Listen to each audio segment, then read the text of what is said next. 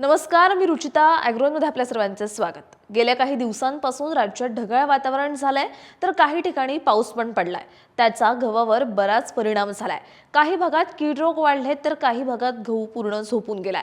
त्यामुळे गहू उत्पादक शेतकऱ्यांची चिंता सध्या वाढलेली आहे। पण अशा ढगाळ हवामानामुळे पिकांवर येणाऱ्या कीड रोगांची काळजी कशी घ्यायची किंवा पाऊस आल्यावर कोणत्या अन्नद्रव्यांची फवारणी करायची याचीच माहिती आपण आजच्या व्हिडिओमधून जाणून घेणार आहोत। ढगाळ वातावरण, अवकाळी पाऊस, जास्त आर्द्रता हे सगळं गव्हासाठी, गहू पिकासाठी अपायकारक ठरतं। कारण या वातावरणामुळे गव्हावर करपा आणि तांबेरा रोगाचा प्रादुर्भाव होतो। शिवाय किडींमध्ये मावा कीडही वाढते। तसंच अपुऱ्या सूर्यप्रकाशामुळे गव्हाच्या अन्न निर्मितीमध्येही अडथळा येतो। त्यामुळे उत्पादनावर थेट परिणाम होतो। गहू पिकावर काळा व नारंगी तांबेरा, करपा, गव्हाच्या दाण्यावरील काळे टोक या रोगांमुळे मोठ्या प्रमाणावर नुकसान होण्याची शक्यता असते। या रोगांपैकी काळा व नारंगी तांबेरा या दोन्ही महत्त्वाच्या हानिकारक रोगांमुळे 90% उत्पादनात घट येऊ शकते। इतक्या घातक असणाऱ्या या रोगासाठी नेमक्या काय उपाययोजना करायच्या ते आपण समजून घेऊयात। मुळात पिकाची पाहणी करून आवश्यकतेनुसार बुरशीनाशक, कीटकनाशकाची फवारणी करायची आहे। तांबेरा रोगाची लागण दिसताच मँकोझेब 75 WP किंवा झायनेब 75 WP 30 ग्रॅम प्रति 10 लिटर पाण्यातून किंवा टेम्ब्युकोन्झोल 50% अधिक ट्रायफ्लॉक्सिस्ट्रोबिन 25% WP WG 10 ग्रॅम प्रति 10 लिटर पाणी या संयुक्त बुरशीनाशकाची फवारणी करावी।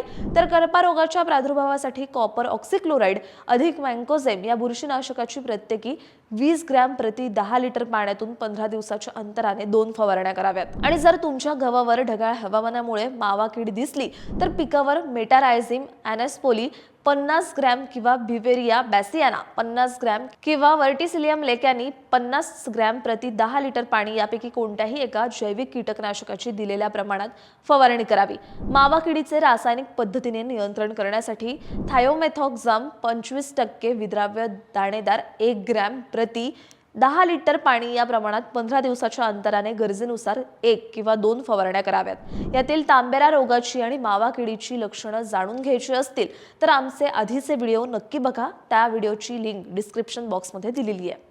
बरं, हे झालं कीड रोगाचं। पण पाण्याच्या बाबतीत पाहायचं झालं तर ढगाळ वातावरणात पिकाला जास्त पाणी द्यायचं नाही। त्यामुळे पाण्याच्या पाळीतलं अंतर वाढवायचं आहे, जेणेकरून जमिनीची योग्य ओल आणि आर्द्रता आपल्याला राखता येईल। अशा परिस्थितीत पिकाचं व्यवस्थापन करणं तसं शक्य नसतं। कमी दिवसांचा किंवा फुलोरा अवस्थेतला गहू ऊन आल्यावर उभा होतो, त्यावर अन्नद्रव्यांची फवारणी करून त्याला वाचवता येतं।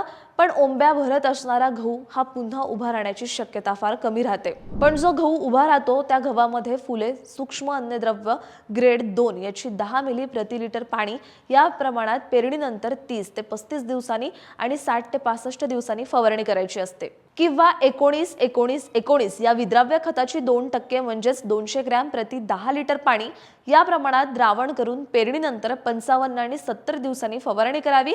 किंवा दाणे भरण्याच्या अवस्थेत असणाऱ्या गव्हासाठी 0-52-34 या विद्राव्य खताची 100 मिली प्रति 10 लिटर पाण्यातून फवारणी करायची आहे। तुम्हाला ही माहिती कशी वाटली हे कमेंटमध्ये नक्की सांगा। आणि अशाच शेतीविषयक आणि नवनवीन माहितीसाठी ॲग्रोवनला सबस्क्राईब आणि फॉलो करायला विसरू नका।